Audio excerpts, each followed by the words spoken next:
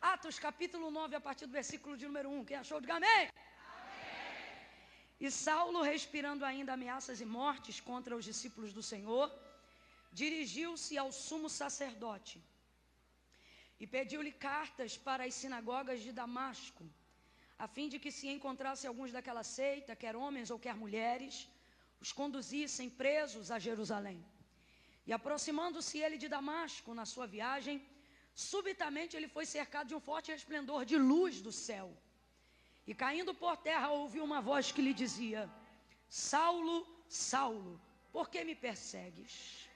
O que a voz dizia, gente?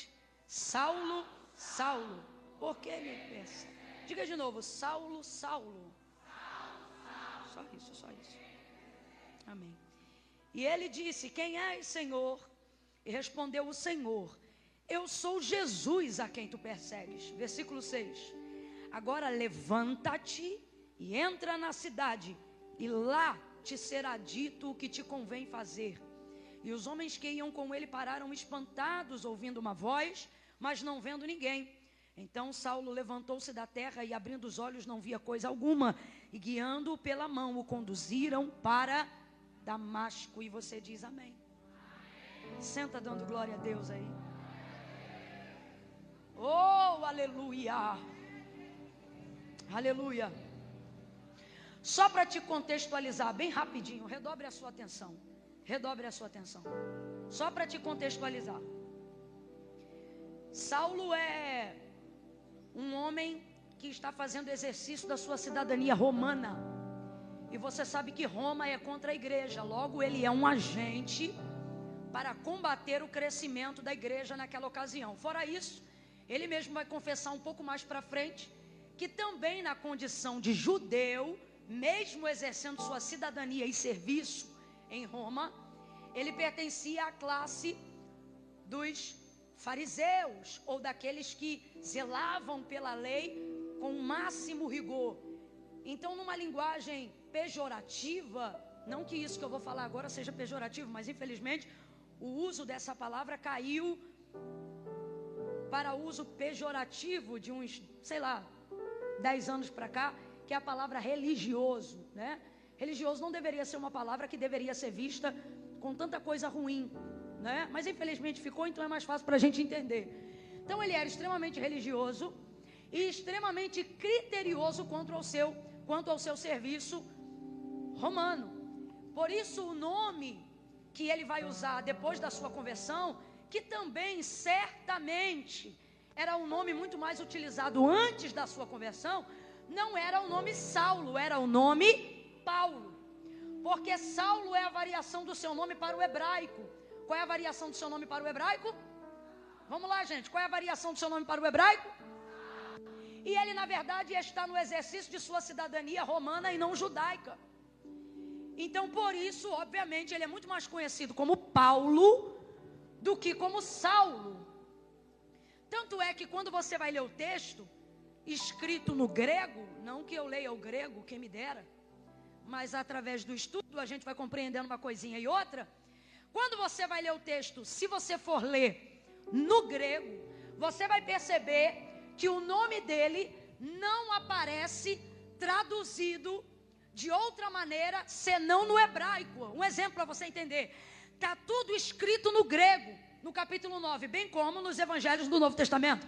Está escrito no grego, mas na hora que escreve o nome Saulo, quando Jesus o chama, Saulo, Saulo, ali não está escrito no grego e nem foi traduzido do grego para o português ou para qualquer outra língua. Ali está escrito em hebraico, não está escrito Saulo, Saulo, está escrito Shaul, Shaul, que traduzido para português seria Saul, Saul. E o que significa o nome Saul, Saul? Pedido foste a Deus. Então eu vou te perguntar, o que significa o nome Saul? Então você e eu no português a gente vai ler na tradução Saulo, Saulo, mas Jesus no encontro com ele não está chamando ele de Saulo, está chamando ele de Saul, Shaul, Shaul, que é o nome do primeiro rei de Israel. E por isso há tanta carga e tanto significado nesse nome, não só na sua variação de tradução etimológica, mas no peso profético que esse nome também carrega, porque o texto diz que o Senhor não queria que o povo de Israel tivesse um rei. Quem lembra disso? Só que o povo insistiu num clamor e insistiu na intercessão com Samuel: dá-nos um rei como tem as outras nações, dá-nos um rei como tem as outras nações. E o povo começou a clamar e o povo começou a pedir. Completa aí para mim, por favor. O povo começou a pedir. Vamos lá. O povo começou a... E o povo pedia a Samuel para que Samuel pedisse a Deus. Pedia a Samuel para que Samuel pedisse a Deus. Então veja, Israel ter um rei não foi da vontade de Deus, mas visto que Deus decidiu atender o clamor do povo, o próprio Deus escolheu que rei seria a resposta desse clamor. E esse rei foi... Quem lembra? Esse rei foi... Não à toa, Saul significa exatamente o que eu acabei de lhe dizer, que é o quê? Pedido foste a Deus. Pedido foste a Deus. Guarde essa informação. O que significa o nome Saul? Então, quando Jesus não chama Paulo no caminho de Damasco, na sua conversão, pelo seu nome mais conhecido, que era Paulo, mas chama ele de Saulo, que é Saul, que é Shaul, Jesus está falando o que com ele naquele diálogo, através da interpretação do seu nome. Então eu não vim aqui fazer a minha vontade espontânea apenas. Eu vim aqui atender um pedido. Um pedido feito a... Agora, a primeira coisa que você tem que pensar é o seguinte: quem pediu? Por que não chamá-lo de Paulo, de pequeno? Por que não, no encontro da sua conversão, não utilizar a variável do seu nome, que transita entre pequeno ou de baixa estatura, e no profético humilde ou menor? Por que não aproveitar que ele já estava batido, ele estava no chão? Por que não ver ele nessa condição e já não trazer um nome que combinava mais, aparentemente, com a circunstância de Saulo naquele momento, quando ele vai com o rosto em terra, cercado pelo forte resplendor de luz, que era a presença de Jesus, que foi encontrá-lo pessoalmente na entrada do caminho da porta que dava para Damasco? Por que não dizer Paulo, Paulo? Por que dizer Saulo, Saulo? Porque ele está ali para atender um pedido feito a Deus. Agora a pergunta é: quem pediu? Catuca duas pessoas aí, pergunta: quem pediu? Quem é que pede? Quem é que faz um clamor desse, gente? Quem é Saulo? Ou quem é Paulo? Alguém que está na condição de um dos mais severos perseguidores e impedimentos da igreja. Olha como é que ele vai chegando no caminho de Damasco, respirando ainda ameaças e morte contra os discípulos do Senhor. Ele acreditava que o que nós chamamos de evangelho nada mais era do que uma seita daquela época. E ele, como alguém extremamente religioso, se achava empoderado do direito de arrebentar com essa seita. Então ele vai pedir cartas de autorização para entrar em Damasco. Veja, ele está tão focado na perseguição contra a igreja, que ele vai pedir cartas, porque ele não tinha jurisdição para entrar em Damasco, onde a obra crescia. É como se ele estivesse fazendo hora extra de graça para o Império Romano. Tão focado ele está naquela missão. E aí, dentro desse contexto, por que Deus não o chamaria, porque Jesus não o chamaria na variável do seu nome, que era o nome pelo qual os romanos também lhe chamavam, que não era Saulo, mas que era Paulo, porque esse é o nome de exercício da sua cidadania romana. Mas por que então o Senhor vem e diz: Shaul, Shaul, pedido foste a Deus? Ai, irmãos, essa colocação normalmente assusta a maioria das pessoas, principalmente se você já morou ou mora numa região de alto índice de violência. Se alguém chegar perto de você e falar assim: fulano está perdido, você já sabe o que isso significa. Ou você nasceu rico de berço e nunca entendeu essa linguagem. Rico de berço, glória a Deus. Eu sou do Rio de Janeiro, e se alguém chegar para você e falar: fulano, ciclano está perdido, é a mesma coisa de dizer: está perdido, perdeu a vida, alguém o jurou, alguém o pegará, ele pagará por algo que fez. Só que a maneira como o Senhor anuncia isso na conversão de Saulo no caminho de Damasco não é de uma maneira desesperançosa, mas é de uma maneira nova, que aponta para um novo caminho de vida. Deus está chamando ele por um nome que ele não era comumente chamado, por dois motivos. Primeiro, eu não estou te chamando pelo nome da tua reputação, eu estou te chamando pelo nome da tua origem. Eu conheço a tua essência. Todas as vezes que Deus for encontrar com você, todas as vezes que Ele quiser te dar um novo rumo e uma nova direção para a tua vida, a quantidade de seguidores do teu Instagram não vai impressionar Deus. A quantidade de métodos que você aprendeu para estabelecer contato, contratos, empresas, não vai impressionar Deus. Quando Deus chama um homem, Deus não visita a reputação desse homem, Deus visita seu caráter, Deus visita a sua essência. Depois de Pedro aparentemente já está totalmente convertido, Jesus vai repreendê-lo, porque percebe nele uma conduta que não combina com o caráter de quem será o primeiro apóstolo da igreja. E então Jesus, trazendo a revelação da sua entrega no Calvário, vai dizer como ele vai se entregar e como o Filho do Homem vai padecer. Nessa hora, Pedro, ao ouvir essas palavras, ele vai dizer: Senhor, não faça isso contigo mesmo. E aí o Senhor Jesus vai dizer para ele: para trás de mim, Satanás, tu que me serves de escândalo. O Senhor não está falando com Pedro, está falando com o diabo que usa ele naquele momento, porque para o Senhor a essência predomina mais do que aquilo que a boca quer dizer. Você se lembra de quando o Senhor mandou Samuel ir à casa de Jessé o belemita, dizendo para ele que dentre os seus filhos ele tinha um rei voltado para a aparência, lembrando-se de Saul. Samuel vai olhar para Abinadab, para Eliabe, para Samar, e ele vai pensar: certamente está diante de mim um ungido do Senhor. Mas a voz do Senhor vai bradar no coração de Samuel e vai dizer para ele: não te atente para a aparência, não olhe para a estatura, porque eu, o Senhor, não vejo como vê o homem.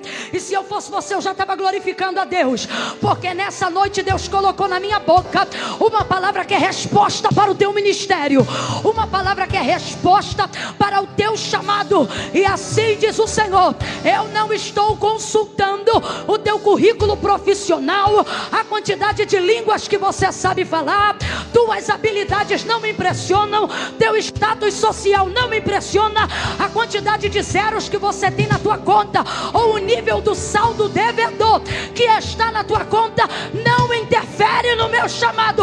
Eu, o Senhor, não me atento para a aparência, eu, o Senhor, não olho para aquilo que está em evidência, eu, o Senhor, olho o coração, a essência.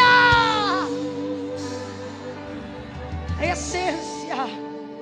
Nessa noite o Espírito Santo de Deus está passando em revista.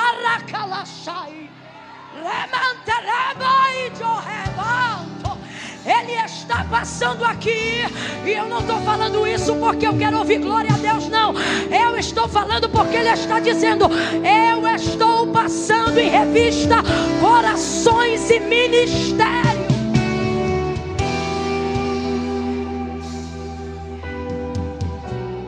Meu Deus, meu Deus. Chamou 2 vezes para despertá-lo. Poderia ter dito: Saulo, por que me persegues apenas uma vez? Mas chamou 2. Chamou quantas vezes? Bora, chamou quantas vezes? Faz-me lembrar quando ele entrou na casa de Lázaro e Marta estava distraída em muitos serviços, lembra? E ele poderia ter dito: Marta, você está cansada em muitos serviços, mas ele não diz isso. Ele diz: Marta, Marta, 2 vezes. Alguém pode pensar: nossa, como Deus me prova. E na verdade você deveria sair daqui nessa noite dizendo: nossa, como Deus me chama, como Ele insiste.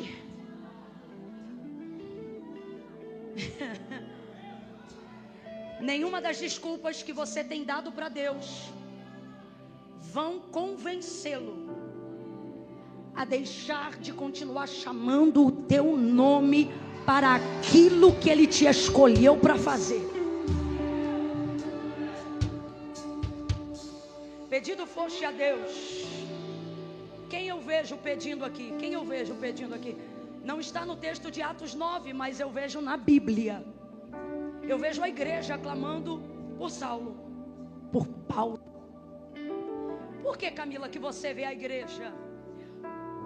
Porque os últimos apóstolos, ou os fundadores da igreja primitiva, foram aqueles que caminharam ao lado do próprio Senhor Jesus. Foi uma mentoria direta. E o que Jesus ensinava para eles? Jesus não ensinava a revidar, mas a resistir.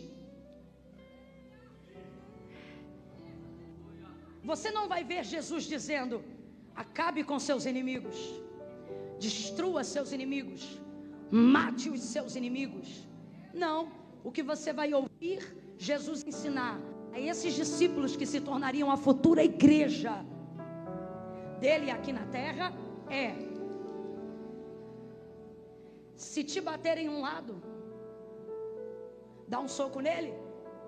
Foi isso, gente, que Jesus ensinou? Se te ferir de um lado da face, oferece a outra. Oferece a outra. Oferece a outra. É muito difícil isso, gente. Oferece a outra. Aí ele vai ensinar essa igreja a orar.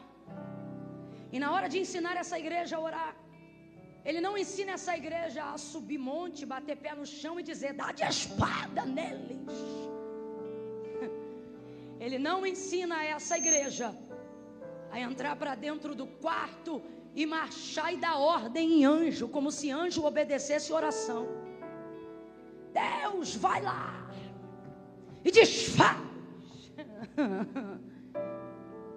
Ele dará ordem aos anjos ao vosso respeito. Você não manda em anjo. Eu não mando em anjo. E ele não ensinou nada disso. Olha o que ele ensinou. Quando vocês forem orar, orem assim pelos vossos inimigos. Ele disse: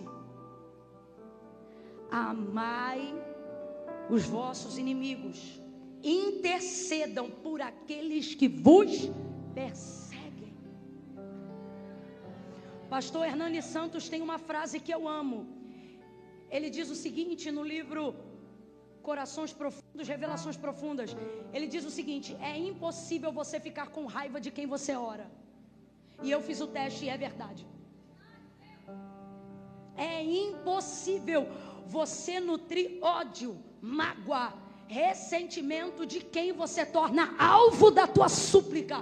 Rapaz, é uma parada tão doida, tão doida, tão doida, que tu começa orando com ódio, tu começa orando com raiva, no final tu tá com compaixão do miserável, achando que ele merece mais do que você, da bondade, da misericórdia de Deus. O Espírito Santo te envolve numa súplica, e quando você vê o ódio, não tem mais, a mágoa não tem mais. Guarde isso, você não gravar mais nada do que eu vou falar daqui para frente. É impossível você sentir raiva de quem é alvo da sua oração. Então, é uma orientação de Jesus. Ele disse: orai por aqueles que vos perseguem. Paulo era o que, gente? Ele era o que, gente? Abre essa boca em nome de Jesus. Ele era o que? Então você consegue imaginar essa igreja que foi discipulada por Jesus, esses pastores, esses apóstolos, esses ministros que foram discipulados e mentorados pelo próprio Filho de Deus em pessoa. Você consegue imaginar eles fazendo reuniões e dizendo: Jesus, vai lá, mata ele. Vocês conseguem imaginar isso? Alguém aqui consegue imaginar tamanha loucura? Você acha que esta igreja, quando se reúne para orar, levando em consideração a perseguição da igreja, você acha que eles estão orando pelos perseguidores, pedindo Deus para matar, pedindo Deus para destruir? Você acha que alguém como Pedro, que negou a Jesus 3 vezes, está orando, pedindo Deus para destruir quem está perseguindo a igreja? Alguém que foi alvo da misericórdia, alguém que foi alvo da segunda chance. Muitas vezes, através da intercessão, no chamado, encontramos um caminho mais rápido pedindo Deus para matar, encontramos um caminho mais rápido pedindo Deus para destruir. E por que esse caminho nos parece mais rápido? Porque esquecemos da misericórdia que Deus exerceu sobre nós. Camila, eu não estou entendendo. Vai entender agora que eu vou falar rasgado. Você só acha muito difícil Deus quebrantar um coração de alguém que tenta te destruir, levantar a vida de alguém que faz de tudo para te abater, porque você esqueceu-se do quão misericordioso Deus foi na tua redenção.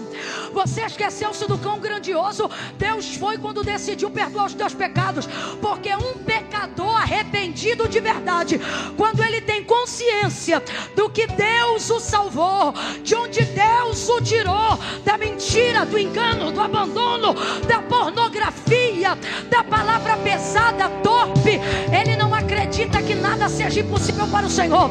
Então, ao invés de orar e dizer mata, ele diz prepara e converte. Se tu fizeste comigo, tu pode fazer com qualquer um na minha casa. Se tu fizeste comigo, nada é impossível para o Senhor fazer na minha família. Levanta a tua mão que eu estou sentindo graça de Deus. Receba súplica, receba poder para interceder, não para escolher o caminho mais rápido da morte, mas para escolher o caminho que vale a pena, o caminho da vida. Ao invés de dizer prepara e leva, a partir de hoje você vai orar: salva e faça dele um obreiro, salva e faça dela uma pregadora, salva e faça dele um pastor, salve e faça dele um ministro. Vida!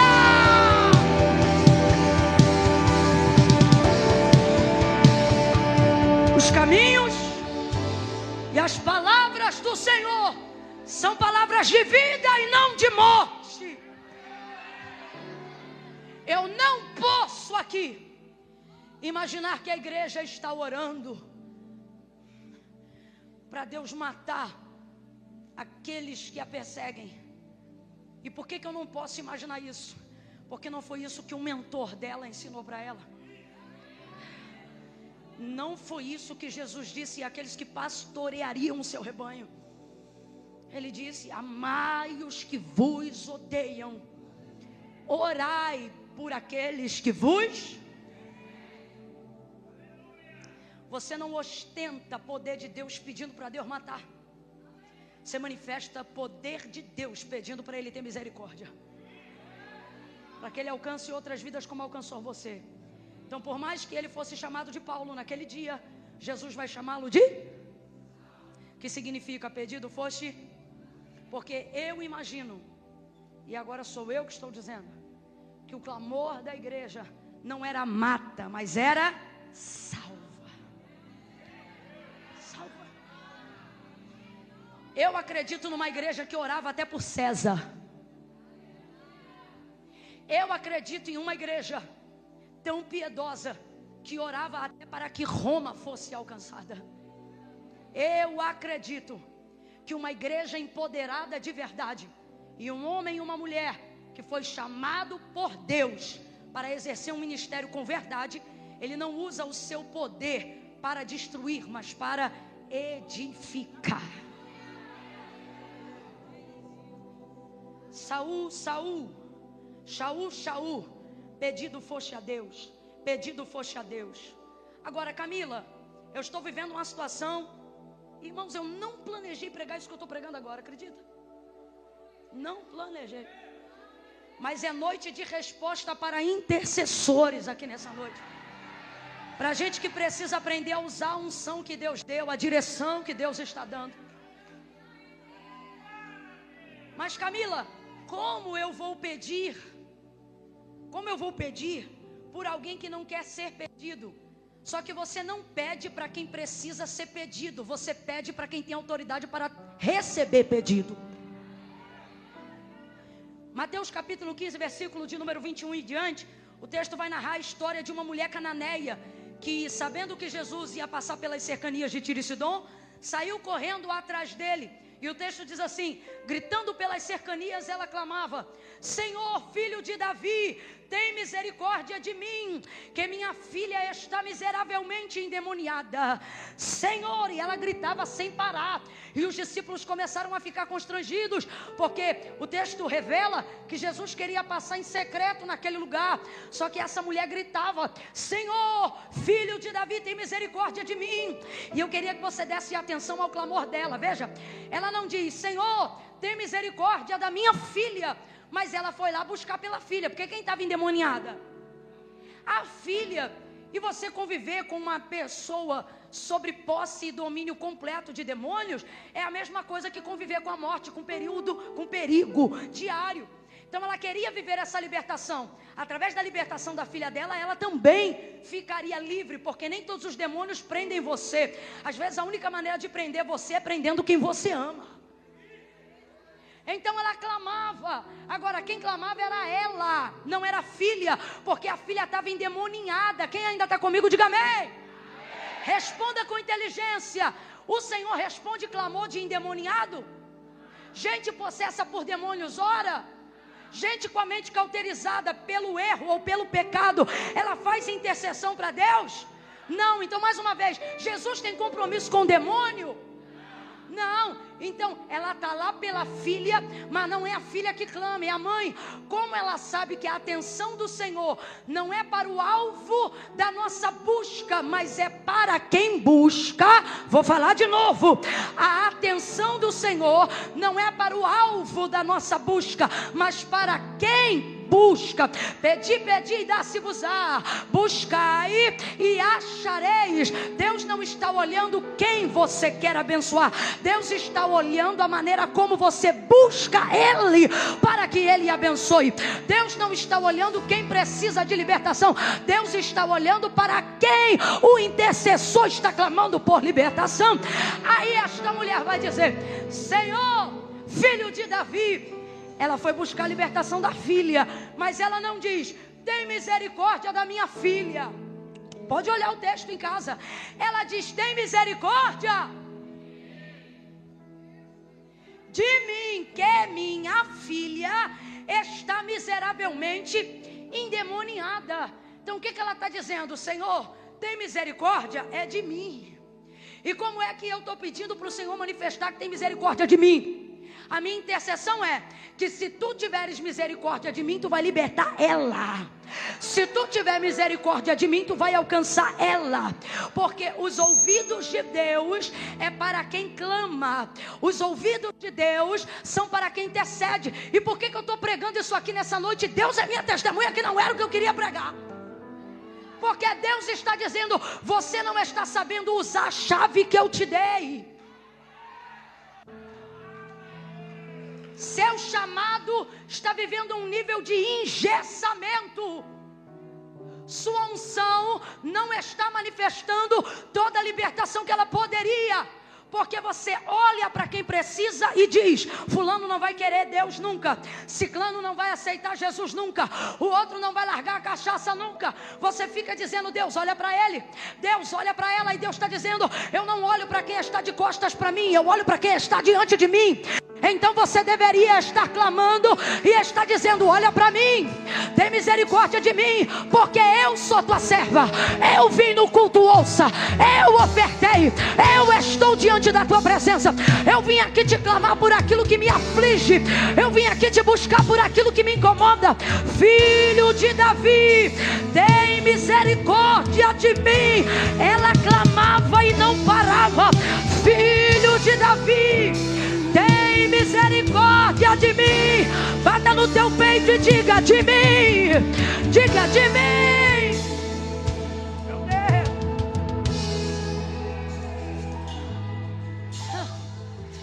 Logo, não importa se o outro está xingando Deus. Se o alvo da minha recuperação ou de quem eu desejo que Deus salve, logo, não importa se o outro está batendo o pé no chão e fazendo o trabalho contrário, dizendo: crente, eu não vou ser nunca. Deixe ele fazer o que quiser fazer. Deixe falar o que quiser falar. Guarde isso no seu coração. Compromisso de Deus não é com aquilo que as pessoas falam com os outros, mas é para com aqueles que falam com Ele.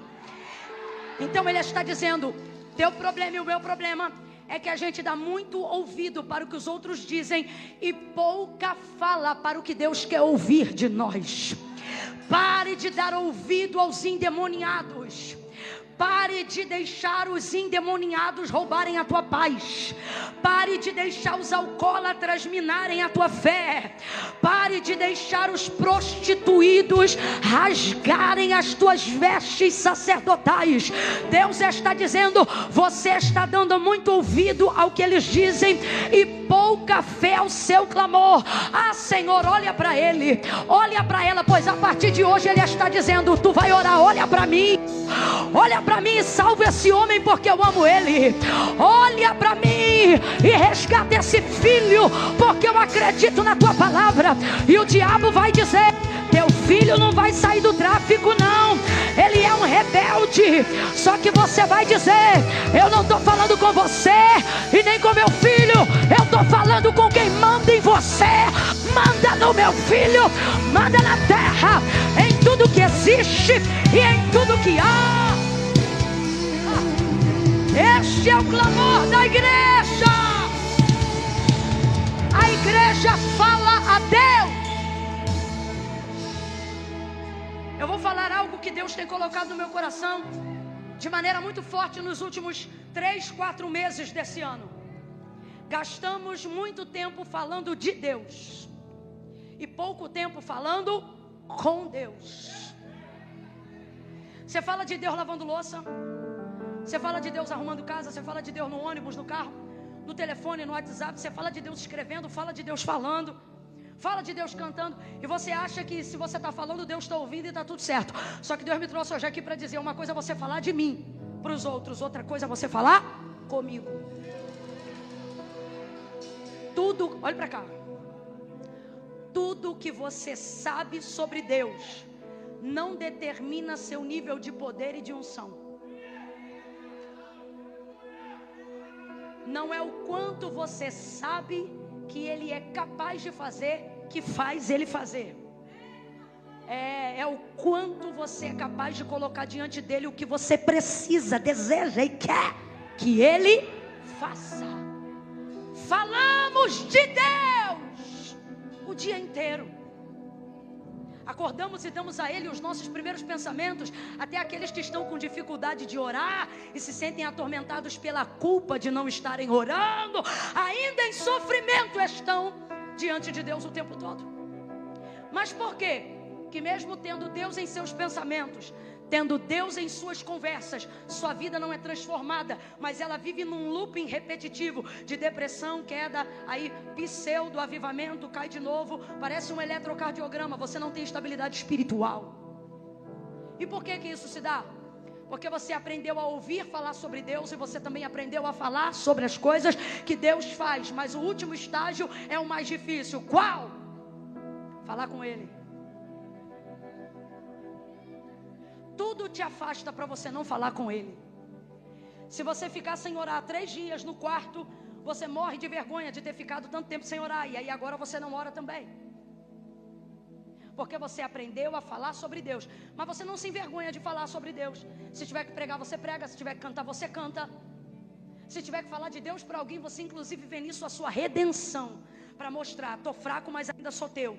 Só que Deus está dizendo: isso não muda nada. Você não está percebendo?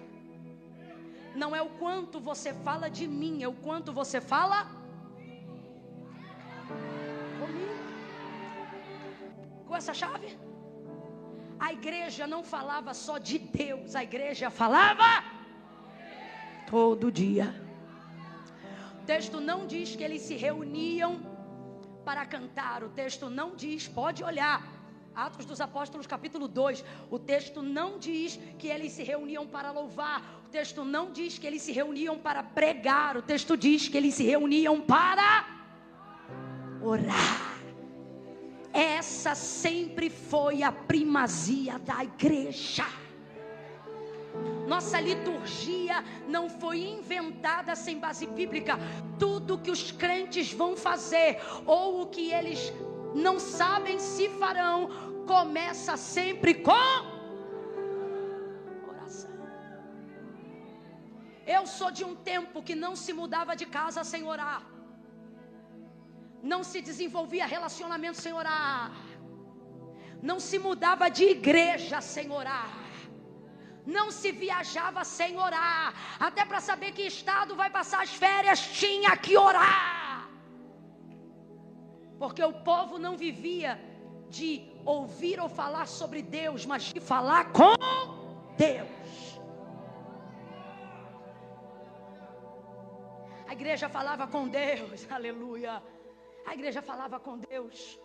E certamente ela não estava dizendo: mata, destrói, defrauda, arrebenta, vinga. Ela estava fazendo o que Jesus mandou, porque a igreja tem que cumprir a palavra. Então certamente a igreja não dizia mata, a igreja dizia salva. Porque sendo tão conhecido como Paulo, lhe chama Shaul, Shaul. Para mim, o que Deus está dizendo em Cristo é: eu vim atender um pedido. E você foi pedido a Deus. Então não importa o quanto você foi jurado a outras pessoas. Não importa a expectativa que outras pessoas criaram em cima de você. Você foi chamado para atender as expectativas do céu ao seu respeito. Você foi chamado para atender a vontade de Deus acerca do teu tempo, do teu dinheiro e da tua energia. Você pensa que está cansado e cansada por causa da obra de Deus. Obra de Deus até cansa, mas também revigora. Você se cansa pelos motivos certos. Normalmente o cansaço desumano e sobrenatural que nós estamos sentindo não é por ter capinado um quintal, batido uma laje ou entrado na escala de trabalho de limpeza da igreja. Na maioria das vezes o que esgota a nossa força e mina a nossa energia é a nossa necessidade de atender a expectativa de pessoas que estão ao nosso redor e que em nada tem a ver com o nosso chamado, mas tem com a aprovação do público. É isso que está te esmagando. É isso que muitas vezes esmaga o meu chamado. Só que nós vamos perceber que quando o Senhor chama Saulo, Ele deixa claro duas verdades. E a primeira eu te entreguei, só vou entregar mais uma e eu entrego o microfone. A primeira é essa: Deus não está aqui para atender expectativas humanas, mas a pedidos, a orações. Camila, o que Deus tem para fazer na minha vida, profeta nenhum vai revelar aquilo que só em oração você pode falar com Deus. Busque a Deus, fale com Deus, seu chamado será descortinado. A missão de Deus para a sua vida será descortinada. Eu vou falar rasgado, ainda nesse primeiro ponto. Pare de terceirizar a leitura da palavra. Pare de terceirizar a ministração da palavra. Até para falar de Deus a gente fala errado. E por quê? Porque a gente está terceirizando o privilégio de falar com Deus pessoalmente. Você acredita mais na oração que fazem por você do que nas orações que você deveria estar fazendo diante de Deus. Por que isso está acontecendo? Porque você está sendo consumido. E é uma noite de despertamento. Você está sendo consumido, consumida pela expectativa alheia. Com todo respeito, mas eu vou dizer: você está achando que chamado e exercício de chamado é corresponder a algoritmo social. Mano, você não é um algoritmo social. Você não anda pela medida dos métodos, você anda pela medida da fé. Deus não dá métodos, Deus tem homens e mulheres que falam com Ele. Você tem andado desesperado, angustiado, angustiada. Deus, parece que eu não estou fazendo as coisas certas. Parece que eu não estou fazendo a sua vontade.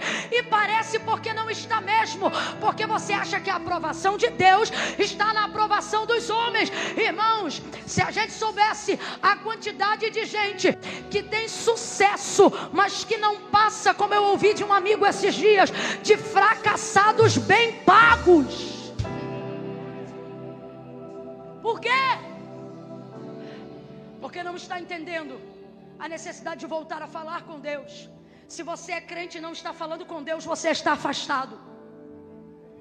E enquanto você achar que continua crente só porque está na igreja, você não vai corrigir esse ciclo de afastamento.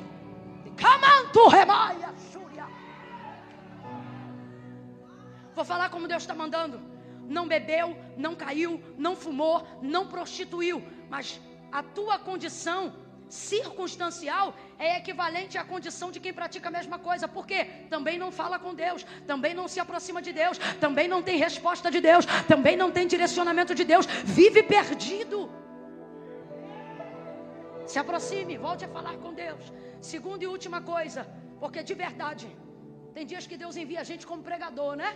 Mas tem dias que Ele quer que nós sejamos tão somente profetas de um despertamento. A expectativa alheia esmaga a nossa coragem de fazer o que Deus quer que nós façamos. Essa é uma frase que se tornou muito popular nos últimos 5 anos e ela é muito verdadeira.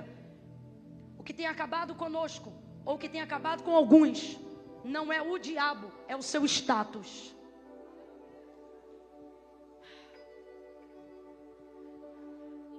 Seu medo de ser desaprovado pelos homens, de não fecharem mais contratos com você, de não te convidarem mais para as festas de final de ano, de você não receber a promoção que já estava às vésperas de que fosse você a pessoa a receber tal promoção. Pastor Eduardo pregando sobre Herodes e o Senhor dizendo: repreenda até o final desse culto o espírito de Herodes. A expectativa alheia, a pressão vizinha tem feito com que nós saiamos da direção que Deus nos deu, porque começamos a caminhar como uma multidão em busca de resultados. Em busca de resultados. Olha o que vai acontecer com Saulo e eu encerro. Pedido foste a Deus: Saulo, Saulo, por que me persegues? Quem és, Senhor? Eu sou Jesus a quem tu persegues. Duro será para te recalcitrar contra os meus aguilhões. Irmãos, no chamado, fugir da vontade de Deus dá mais trabalho do que se subordinar. O cansaço e o esgotamento que a gente sente, o nível de abalo psíquico e emocional que a gente atravessa, tem esmagado até o nosso físico, fibromialgia e tantas dores. E você diz: é por causa da obra. E Deus me trouxe hoje aqui para dizer: não, é por causa da fuga. Você está pegando a energia que Deus te deu, a direção que Deus te deu, o chamado que Deus te deu, e de vez ir para cima de cabeça e se cansar pelos motivos certos, você usa toda essa energia para fugir para um lugar seguro. E que lugar seguro é esse? Normalmente um lugar seguro é onde Deus não está. Por que, Camila? O lugar que Deus fornece não é de segurança? Irmão, viver de fé é aceitar risco. Se a nossa vida hoje está num ponto que não nos oferece risco algum por decidirmos fazer a vontade de Deus, é sinal que estamos fora do centro da vontade de Deus. O centro da vontade de Deus é um lugar que te instiga, é um lugar que te leva, te impele a orar para receber providência. Mas estamos tão distantes da nossa comunhão com Deus que preferimos estar num lugar onde não tenhamos que depender de falar com Deus para receber, porque sabemos que nossa vida espiritual não está sustentando o chamado. Então você foge em rota de fuga e não de colisão com os homens. Você foge. Foge da sua unção. Foge do seu chamado. Foge dos maiores testemunhos que era para você estar contando no mês de setembro. Eu vou falar como Deus está mandando. Você está entediado, você está entediada, e você diz: é porque não acontece nada em Barreiras. E o Senhor está dizendo: não, é porque não acontece nada no nosso relacionamento. É por isso que você está entediado.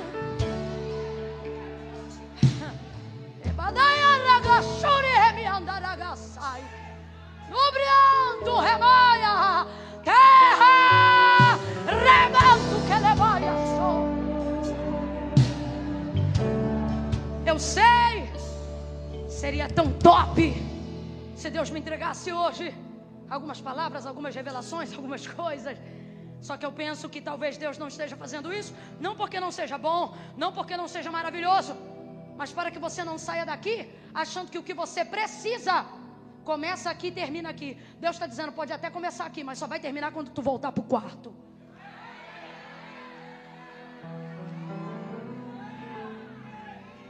A expectativa, o status, a pressão, o lugar seguro e etc, etc, etc. O texto diz então que ele vai ao chão. Ele vai ao chão. Porque quando Deus te visita na essência e te chama, não pelo nome que o mundo te deu, mas pelo nome que a tua essência carrega. Você não vai ao céu, você vai ao chão. Agora, encontrar-se com Deus provoca isso. Você entra indo ao chão. Mas como é que foi que Saulo saiu? O Senhor lhe disse: levanta-te. Aleluia, aleluia, aleluia. Oh, aleluia. Eu estou sentindo uma graça de Deus tão grande aqui. Deus está dizendo assim: o medo que você tem de mim e do que eu vou fazer vai se provar quando você me encontrar. Você queria que eu falasse ao contrário, né? Mas não, eu vou falar a verdade. O medo que você está sentindo de mim, diz o Senhor, vai se provar em alguns aspectos quando você me encontrar. Eu realmente vou te confrontar. Eu realmente vou abater algumas coisas que eu não tolero mais na sua conduta. Eu realmente vou frear alguns projetos que você iniciou, mas que eu nunca aprovei. E isso pode vir a te abalar financeiramente, relacionalmente, pessoalmente, emocionalmente. Mas Deus está dizendo: tu vai se curvar diante de mim, mas eu te coloco de pé antes de te enviar, e tu não vai cair nunca mais. Deus disse para ele: levanta, levanta, levanta, levanta e entra na cidade, porque lá te será dito o que te convém fazer. Ele está dizendo: nunca mais tu vai ficar perdido. Tu vai levantar e vai saber o que tem que fazer. Vai levantar e vai saber onde tem que entrar. Vai levantar e vai saber aonde você tem que ir.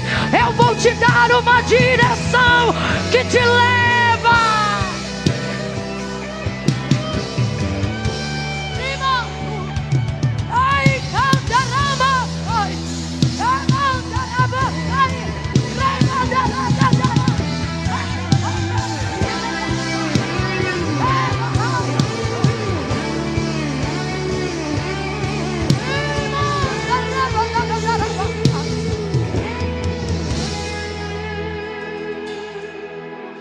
Uma das piores coisas de atravessar a depressão é não ter direção concreta do que você tem que fazer.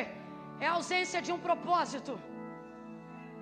É a sensação de estar orbitando sobre todas as coisas ao seu redor.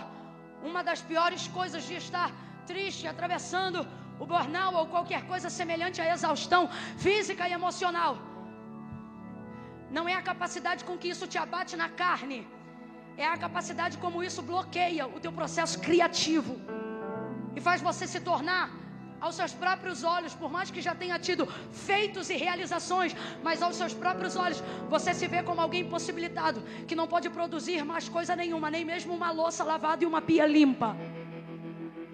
E você se entristece por perceber que já não é capaz de seguir uma rotina simples. O banheiro fica podre, a casa fica desorganizada, os filhos comem o que tem porque você não tem força para fazer comida.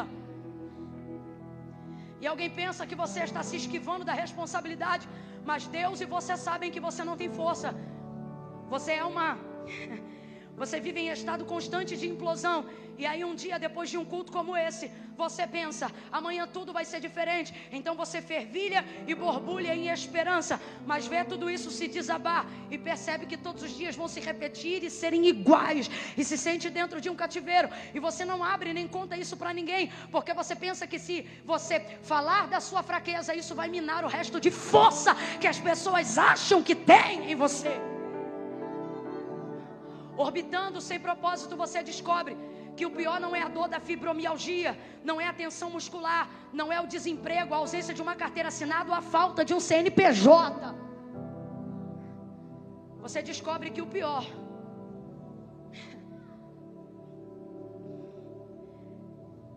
é perceber que você tem possibilidades, mas não tem direção. É perceber que você até tem possibilidades e caminhos, mas não sabe que direção tomar.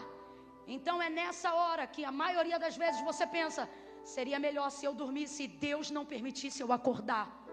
Você é crente, não tira a sua vida, mas isso não te impede de desejar a sua morte. Só que Deus me trouxe nessa noite para dizer: isso está acontecendo porque você foge de mim. Leve o melhor tombo da sua vida, desça diante de mim, e temporariamente você será abatido. Eu não vim contar um evangelho de mentira para você.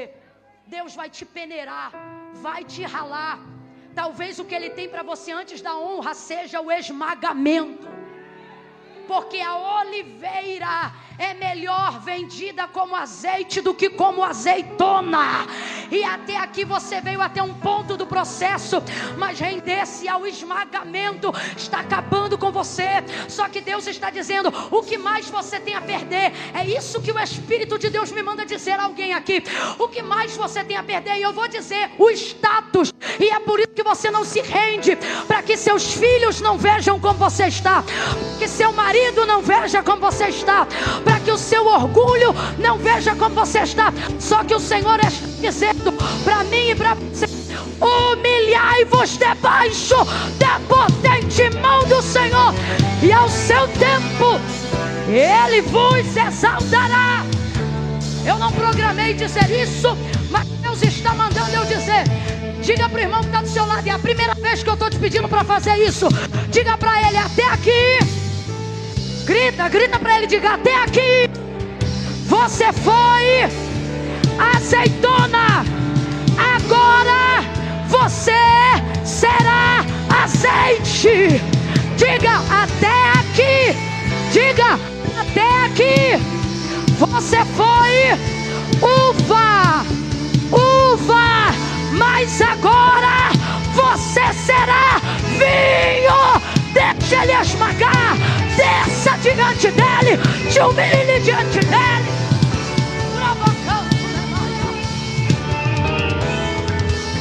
O processo é outro. Tudo que você aprendeu sobre Deus,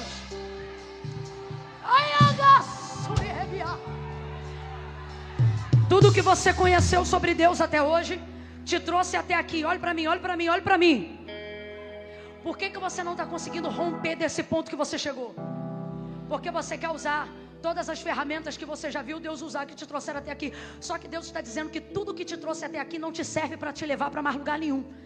Daqui para frente é rendição. Esmagado no chão. Agora veja, as pessoas adoram dizer que o Senhor derrubou Saulo. Se ele derrubasse, a obra não seria feita. Porque não é por força nem é por decisão. Se ele tivesse derrubado Saulo, como a gente canta, como a gente prega, nada disso que eu estou pregando teria acontecido. Por quê? Porque isso não é verdade. Aí ele caiu do cavalo. Mano, nem cavalo tem no texto. Aí é conjectura. Se é para conjecturar, a gente pode conjecturar um monte de coisa. Vamos conjecturar a coisa certa? Cercado por um forte esplendor de luz do céu, prostrado disse: quem és, Senhor? Ah, mas o texto diz que caiu. Porque é a maneira que foi traduzida para desceu depressa. É a mesma colocação dita para Maria quando se dobrou ao joelho dele, que dava-se aos pés de Jesus. Seria a mesma expressão de Atos 9. Aí você diz assim: Camilo, eu ainda tenho minhas dúvidas. Então vamos acabar com as tuas dúvidas agora. O texto diz que ele é um soldado. Ele caiu de joelho dobrado, mão espalmada no chão. Isso é sinal de rendir? Será que um soldado não sabe qual é a posição de rendição diante de alguém que é maior do que ele? Segunda coisa, ele não descobriu saber quem era para se render depois. Ele sabia que quem estava diante dele era maior do que tudo aquilo que ele já conhecia. E isso era o suficiente para levar ele para a rendição. Você não tem que esperar terminar de ler a Bíblia toda para se lançar no chamado, não, filho. Se você reconhece que tudo que te moveu até aqui é maior do que você, renda-se hoje. Renda-se agora mesmo. Em posição de rendição, ele começa, mas de pé ele termina. E a Bíblia diz que melhor é o fim das coisas do que o início delas. Você está preocupado e com medo de completar esse processo de dor, que é dolorido, irmão. Admitir nossa fraqueza é dolorido.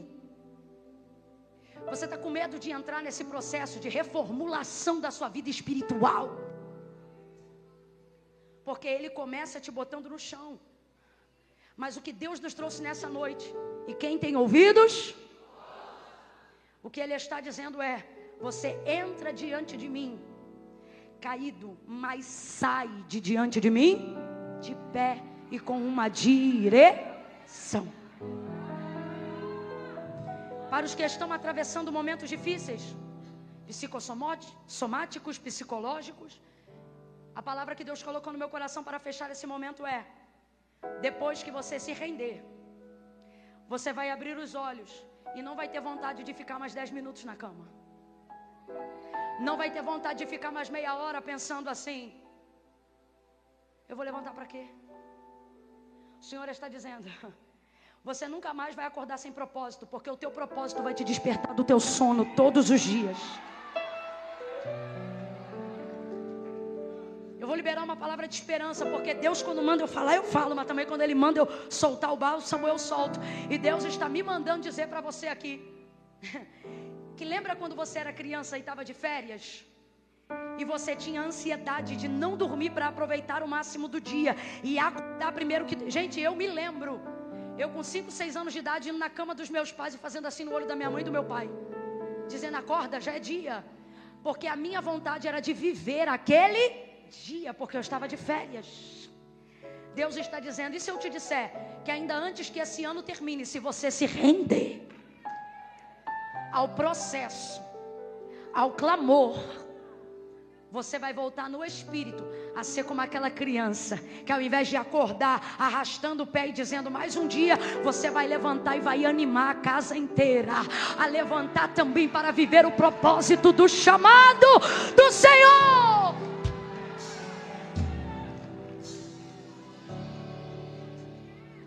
O Senhor deu a ele uma direção, e a direção era entrar na cidade. Que cidade? A cidade de Damasco. E foi lá que ele entrou. E foi lá que ele viveu tudo que Deus tinha para iniciar a obra na vida dele. Agora, encerre comigo e ouça isso aqui. Quando ele pediu cartas de autorização para levar preso o povo de Deus, ele pediu essas cartas para entrar aonde? Quem lembra?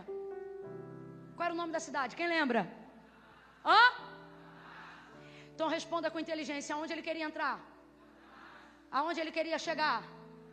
Só que quando ele chega perto de onde ele queria chegar, quem chega perto dele? Jesus.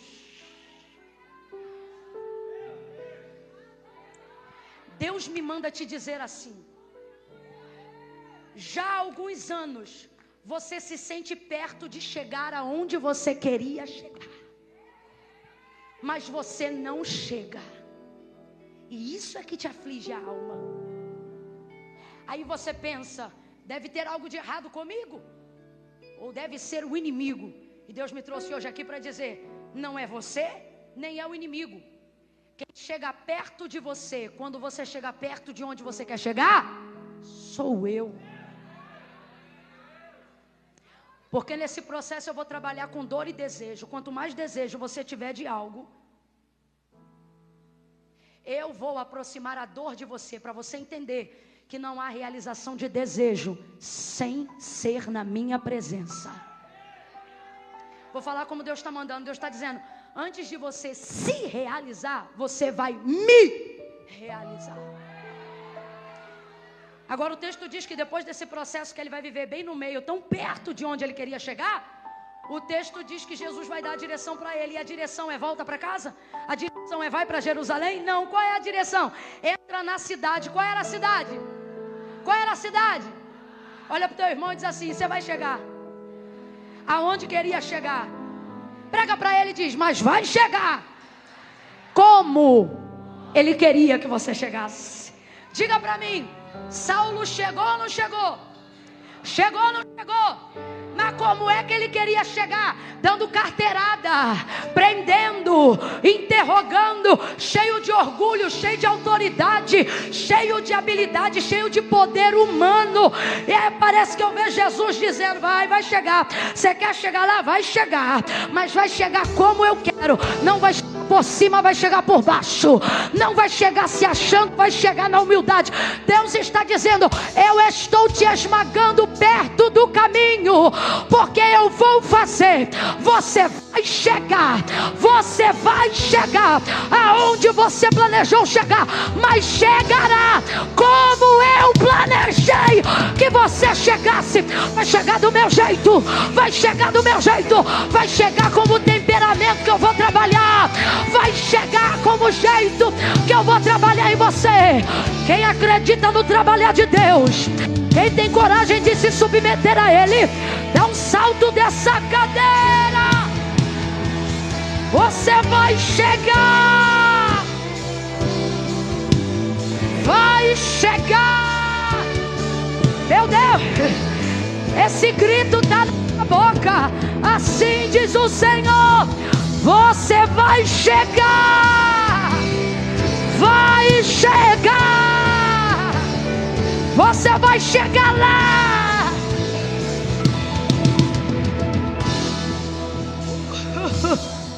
Aonde você sempre quis chegar, Deus me manda te dizer: você vai chegar. Você vai se ver lançando os livros que você se via escrevendo. Você vai chegar lá. Ei, você vai ainda se tornar um pastor de ovelhas. Você vai chegar lá. Deus me manda dizer: você vai chegar. Você utilizou de tantos recursos humanos, tantos recursos herodianos, para tentar chegar aonde você queria chegar. E tudo isso foi interessante porque te fez chegar bem perto. Completa para mim, por favor. Te fez chegar bem? Só que isso foi também o que te deixou doente. Porque pior do que saber que você não pode chegar é saber que você pode chegar, mas não.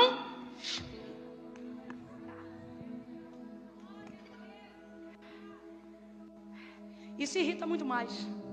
Isso adoece muito mais. Isso machuca muito mais. Olha aqui para mim. Se você se reconhece um completo incompetente, sem habilidade alguma, você entende porque não tem o que queria ter. É um completo incompetente, sem habilidade alguma.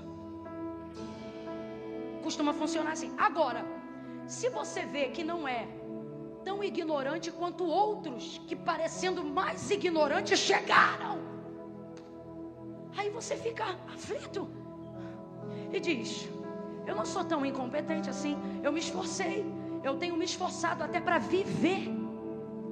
Então fica uma pergunta, como um bichinho, como um cupim na ideia, dizendo: então por que que eu não chego? Eu só consigo chegar bem?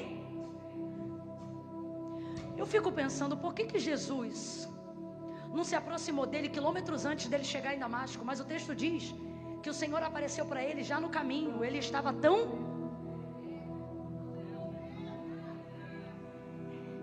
E é isso que tem nos adoecido.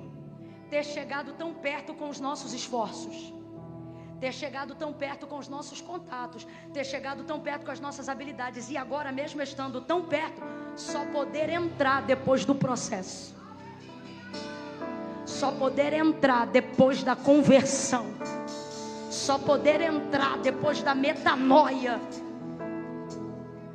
Só que Deus está usando essa palavra para dizer para nós o quê? Que Ele chegou. Chegou ou não chegou? Chegou ou não chegou? Chegou perto ou chegou na cidade? Chegou na cidade. O Senhor está dizendo: você vai chegar aonde você está perto, mas não vai ser como você planejou. Então a pergunta que Deus me manda fazer à igreja é: vai ficar se perguntando até quando, ou vai sair daqui dizendo: Deus, eu vou entrar no teu como? Eu vou sair do meu quando para entrar no teu como. Eu quero orar agora, porque uma coisa é a gente falar sobre Deus, outra coisa, a coisa não muda quando a gente fala dele, a coisa muda quando a gente fala. Então nunca vá embora quando alguém começar a orar. É a hora que você deve redobrar a atenção. Nós vamos orar agora e vamos pedir assim: Senhor, nessa noite eu peço que o Senhor tire da minha mente o quando e revele para mim o como. Porque o quando só está me dando ansiedade, mas o como vai me dar a direção para entrar lá. Feche os olhos, curve a sua cabeça. Não ore agora, só me ouça. Feche os olhos, curve a cabeça. Não ore, só me ouça, de olhos fechados, me ouça. Veja qual é a área da sua vida que você se sente perto de chegar, mas não chega. Talvez seja a felicidade conjugal. Camila, quando eu penso que está tudo bem, a gente briga de novo, desaba tudo. A gente está sempre tão perto, se ama tanto, mas dá tudo tão errado. Então você vai entregar seu casamento. É a área que você chega perto, mas nunca se realiza. Talvez seja a educação dos seus filhos. Camila, às vezes eu penso que eu estou conseguindo implementar valores, princípios, mas daqui a pouco ele faz ou ela faz alguma coisa que quebra tudo e aquilo arrebenta a minha maternidade. Eu não sei, eu só estou dando uma dica para te ajudar a lembrar. Talvez seja o seu chamado ministerial mesmo. Você se sente próximo do exercício do ministério que o Senhor te confiou, do propósito que Ele te deu. Mas quando tudo parece que está abrindo, daqui a pouco tudo se fecha. Você está sempre tão perto, mas nunca chega. Tão perto, mas nunca entra. Pegue aí agora e traga uma área. Camila, eu tenho tantas. Por favor, de olhos fechados, me ouça. Traga só uma área, para que quando Deus responder por esses dias em setembro, você saiba que não foi coincidência, foi a consciência da sua oração. E você vai passar a continuar falando com Deus depois desse dia. Então traga aí agora na tua mente. Será que é a tua vida emocional? Camila, quando eu conheço alguém e penso que vai casar, que vai ser meu marido, me trai, vai embora. Eu não sei o que é, mas fale com ele agora. Qual é a área que você chega perto, mas não entra? Fala com ele agora. Agora pegue essa área e se esforce para fazer com Deus agora um pacto de submissão.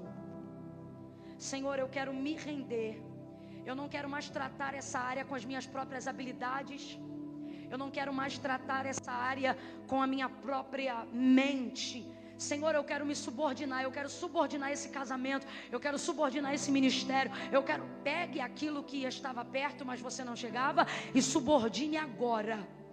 Gente, isso não é brincadeira, isso é um pacto que você está fazendo com Deus. Você não vai poder mais falar como falava, agir como agia. Você vai ter que esperar Deus agir, e isso vai terminar de te esmagar, porque quem te ofendia não vai parar de ofender só porque você orou, não. As coisas vão continuar, só que você estará diferente e Deus te dará novas direções. Pai, em nome de Jesus, eu oro agora com aqueles que oram em linha com a Tua palavra. E eu te peço, Senhor, que ainda em setembro, nessa área que nós estamos colocando diante de Ti, uma área que nós, quando chegamos perto, não conseguimos entrar. Senhor, existem pessoas agora que estão colocando sua vida espiritual diante de Ti. É gente que consegue fazer uma devocional 5 dias, mas no 6º erra, no 7º desiste, no 8º se distancia, no 9º a culpa volta. Senhor, esse looping precisa acabar. E em linha com a Tua palavra nessa noite, uma vez mais, nós queremos nos subordinar à Tua vontade, Senhor. E te pedir, completa o teu processo. Faça azeite das azeitonas. Faça vinho das uvas. E glorifica o teu nome. Eu te peço, Senhor, a cura da depressão através do processo do esmagamento. Eu te peço a libertação completa através desse processo de rendição absoluta. Eu te peço, repreenda todos os temores e todos os medos através dessa conversão.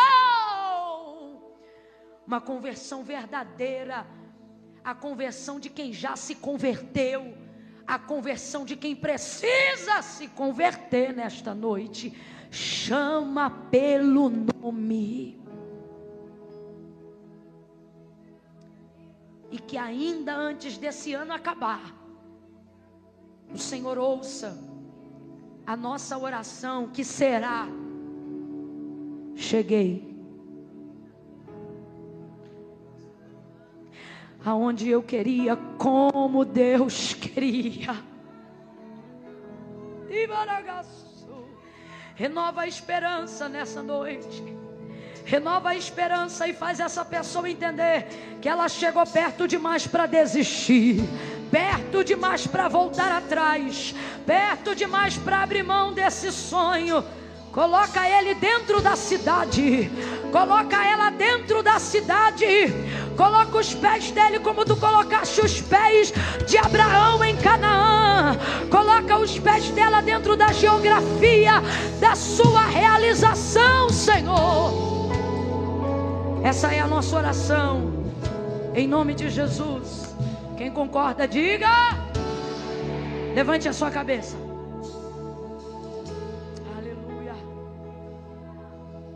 Pegue o seu celular agora. Não abra o WhatsApp, não abra a rede social, desbloqueie ele, só isso. Pegue o seu celular, se ele ainda tiver com bateria agora, desbloqueie ele. Você tem alarme? Serviço de despertador? Olha para mim. Pegou o celular? Quem tem celular, pega o celular. Vá no despertador. Você vai colocar qual é a hora marcada para depois dessa noite você falar com Deus de novo. Que horas você vai falar com Deus de novo sobre isso que conversamos hoje aqui? Que horas você vai falar com Deus de novo sobre isso que nós ouvimos aqui? Escolha um horário viável. Ah, Camila, aí tá sem orar não sei quantos dias. Aí eu vou botar 3 horas da madrugada. Irmão, se você tá com fé e vai honrar, amém. Agora não viaja não. Coloque um horário que você vai parar tudo para orar essa hora. Faça um horário viável. Coloque aí agora. Coloque aí agora. Quando o telefone despertar, o que você vai fazer?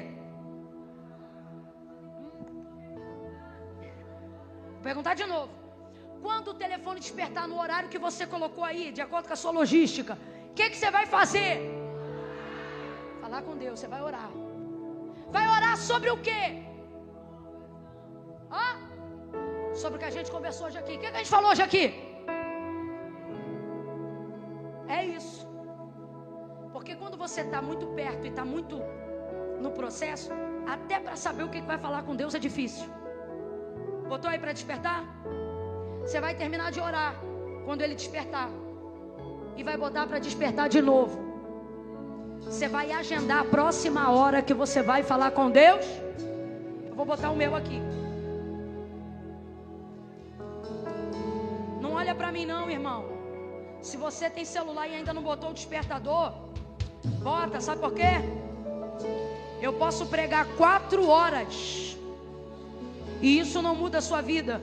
O que muda a sua vida é o que você decide fazer depois do que você ouviu.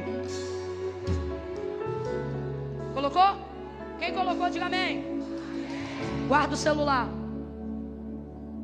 Sai do WhatsApp. Guarda. Guardou?